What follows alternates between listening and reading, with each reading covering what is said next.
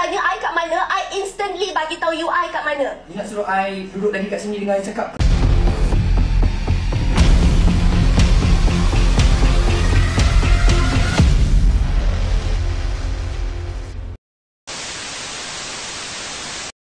Isu penceraian personaliti media sosial, Siti Jamu Mall dan suaminya, Aiman Tak Kisah, terus mencuri perhatian selepas lafaz cerai talak dua dilakukan secara langsung di TikTok.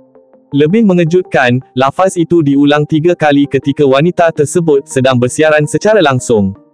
Menurut pendakwah bebas, PU Said dalam kenyataan di media sosial, jika lafaz cerai itu disahkan sah oleh mahkamah, maka pasangan tersebut telah mencapai had maksimum talak, iaitu talak bain kubro, dan tidak boleh lagi rujuk kecuali selepas si isteri berkahwin dengan lelaki lain.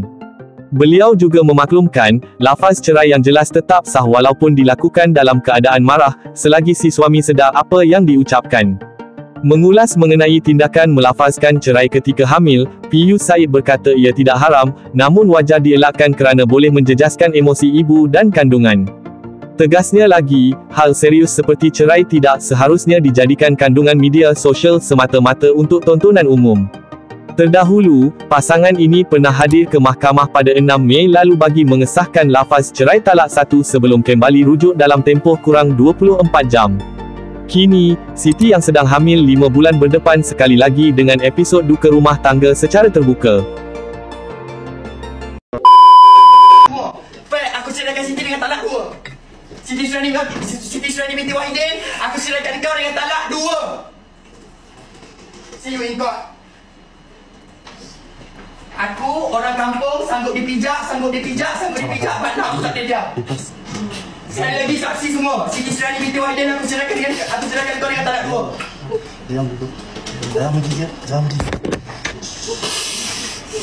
Warahmatullahi wabarakatuh. Alhamdulillah, wassalatu wassalamu ala Rasulillah. Saya nak respon sikit tentang isu influencer lah, yang suaminya melafazkan cerai. Dia kata aku ceraikan dia talak 2. Dan saya fahamkan bahawa sebelum ni dia telah bercerai sekali dan dirujuk kembali. Kemudian dalam live kemarin, suaminya melafazkan cerai dengan talak 2. Diulang sebanyak beberapa kalilah talak 2 tersebut. Yang pertama saya nak sebutkan tuan-tuan Allah Subhanahu Wa Taala, ada 3 perkara yang kalau kita bersungguh pun dia akan menjadi, kalau kita main-main pun dia akan jadi. Salah satunya cerai. Cerai ni kalau kita bergurau dengan isteri kita pun dia akan jadi cerai, jatuh talak. Dan kalau kita bersungguh pun jatuh talak juga. Termasuklah cerai dalam kes yang anak muda ni yang dikatakan influencer. Saya pun tak kenal siapakah mereka berdua ni, cuma nak nyatakan bahawa dalam keadaan isteri pula dalam keadaan mengandung, diceraikan buat kali kedua dengan talak 2. Kalau dicampurkan talak 2 dan talak sebelum ni, maka telah mencukupkan 3 kota talak yang boleh diberikan. Dan jika berlaku benar seperti disahkan oleh pihak berautoriti, pihak mahkamah, sebab perkara kes cerai rujuk ni perlu rujuk dan perlu refer kepada mahkamah kena tentukan. Tapi di sudut teorinya, 3 talak yang telah mencukupi ini telah menyebabkan dia menjadi talak disebut sebagai bain al-kubra, talak yang mana tidak boleh dirujuk kembali isteri tersebut sehinggalah dia selepas selesai iddah wanita yang diceraikan dalam keadaan hamil setelah dilahirkan anak yang dikandungkan itu, baru dia boleh kahwin lain. Maknanya kalau dia bercerai pada usia kandungan baru sebulan, dia kena tunggu 8 bulan lepas lahir anak, tunggu habis pantang, baru dia boleh berkahwin. Apa yang penting tuan-tuan Allah Subhanahu Wa Taala sekalian, kalau tak habis pantang pun tak apa, boleh kahwin. Cuma biasanya orang habis pantang dululah berkahwin. Cuma nak sebutnya, iddah bagi wanita yang diceraikan dalam keadaan hamil mesti selesai iddah dia selepas melahirkan anak. Selepas melahirkan anak, dia sudah suci, dianggap sebagai boleh berkahwin lain. Dan bagi kes hamba Allah yang berdua ni, jika sekiranya jatuh 3 talak, termasuk talak yang pertama dahulu dan dirujuk kembali, kemudian dicerai pula talak 2 kali ini, campur jadi talak 3, campur kedua-dua jadi 3 talak telah dilafazkan, maka suami tersebut tak boleh nak rujuk kembali sehinggalah isterinya itu, bekas isterinya itu berkahwin lain.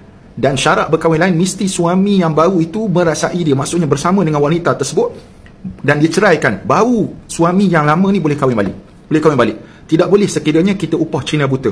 Cina buta, walaupun orang buat tu orang Melayu disebut Cina buta, iaitu pak turut yang mana kita upah dia untuk kahwin dengan isteri kita dan dia tak menyentuh isteri kita dan diceraikan isteri kita dalam keadaan itu dan kita rujuk kembali, pernikahan itu tidak sah. Jadi berhati-hatilah wahai anak-anak muda di luar sana, jangan jadikan cerai rujuk ni sebagai konten untuk meraih pandangan manusia. Bahkan saya pasti akan dapat kecaman daripada pandangan manusia tersebut. Wallahu ta'ala alam. Assalamualaikum warahmatullahi wabarakatuh.